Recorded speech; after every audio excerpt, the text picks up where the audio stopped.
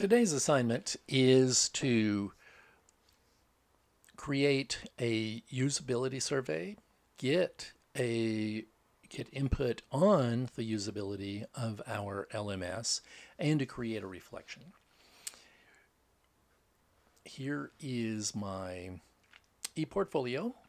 And one of the things that I realized that I had neglected to put in that I've put in now is a PDF of my LMS. So this is Google Classroom in PDF, the PDF version of it. And so this is what the course looks like to a person that joins the class. Okay, and so you notice that, here we go. Okay, so it's laid out in weeks and then a topic for what the week is.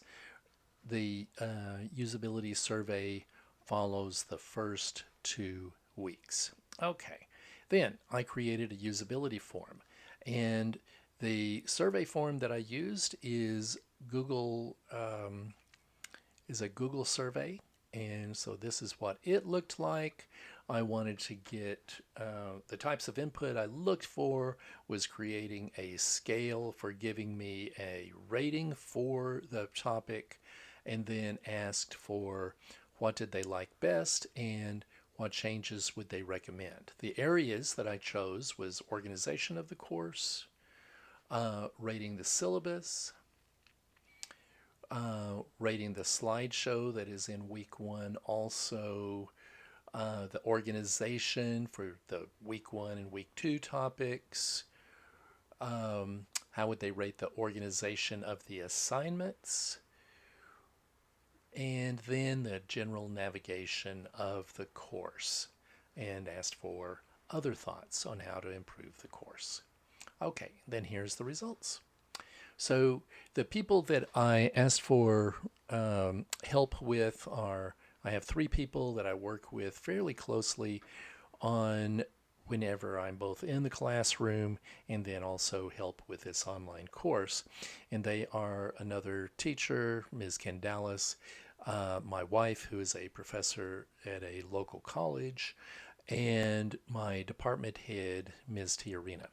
For this survey, I was able to get, I want right here. For this survey, I was able to get input from 2 of the 3, and then I've had some oral comments from the third one. So here are 2 of the people that were able to give me comment on the survey form itself. And generally, they, whenever it came to rating, I think they always rated it at the top. I think maybe they didn't want to hurt my feelings. I don't know.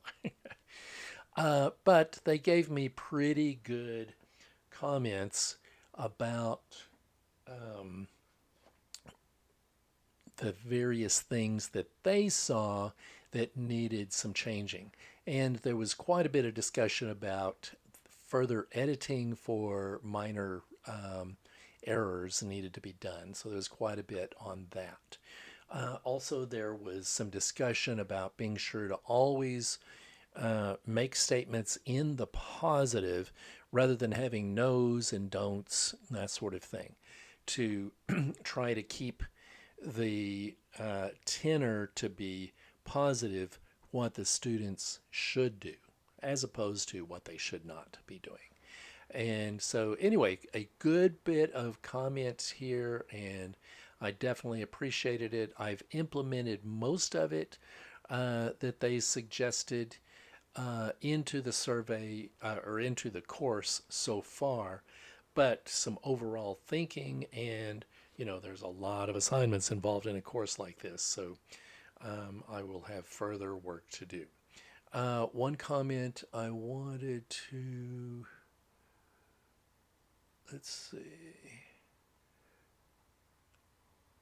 well, I'm not seeing it here, but one of the things that I tried to do in the assignments is in my assignments, I create 2 parts. One is the research part of the assignment where we're looking at websites, getting information about careers, education, colleges, and so on. And then the other part is their writing. I try to, in every assignment that I can, and I think it's about 9/10 of my assignments, have a writing component. And that component is labeled as critical thinking, where I want them to take what they have learned about a career or a college or whatever it might be, and then what do you think about it? What is useful to you? So, anyway, that was mentioned in there as something that they appreciated. So, I appreciated that they appreciated it. Also, there was a good bit of editorial comments, and so I think I've got all of this implemented. I'm hoping, because there was quite a bit.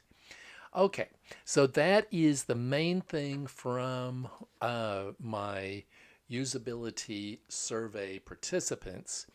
I think that more needs to be done along this line, and I will want to be asking further questions of them, and then especially figuring out a way to get input from students, I think would be really good.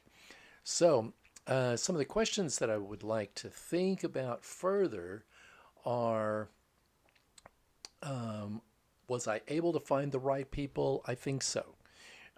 These folks know me. They understand, for instance, the LMS that we're talking about, and so they know the difficulties that students have, and also whether or not students won't have difficulties with certain things. So being familiar with that LMS helps. Although one of my survey participants doesn't use Google Classroom, so they were able to look at it with another kind of questioning eye. Learned quite a few lessons, especially on the editing. There are so many places where you can make errors, and without having another eye looking over your work, those errors will be there. Um, so I've already implemented a lot of the input that I have received on this.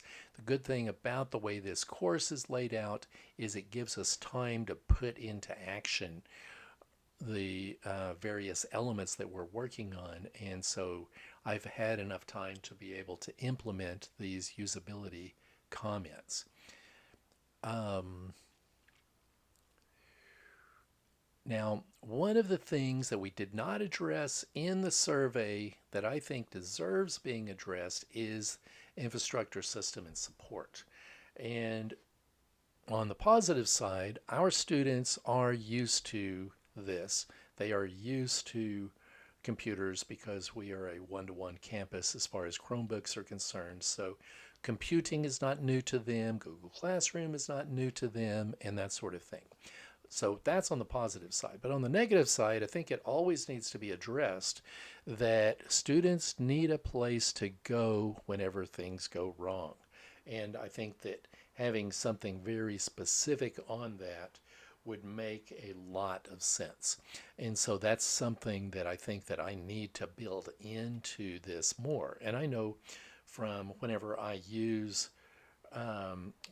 teach this in the regular classroom, that we are always having little glitches here and there, some of them not important, some of them are a big deal.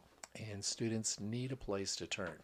Whenever we were in our COVID isolation Zoom meeting type of teaching, we had this a lot, but a lot of times in that situation, the student is completely cut off and is not able to seek support. And I think with an online version of the course, we're going to have exactly the same kind of a problem.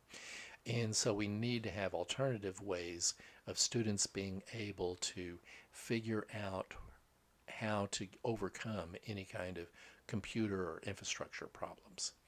Okay, so that's what we have for today for this video. The next step is to turn in this work and then also to create our contribution to learning in the learning community. So thanks very much for listening, and I hope this has been helpful. Please send any comments my way if you have comments, and I hope you're having a great day. Thanks.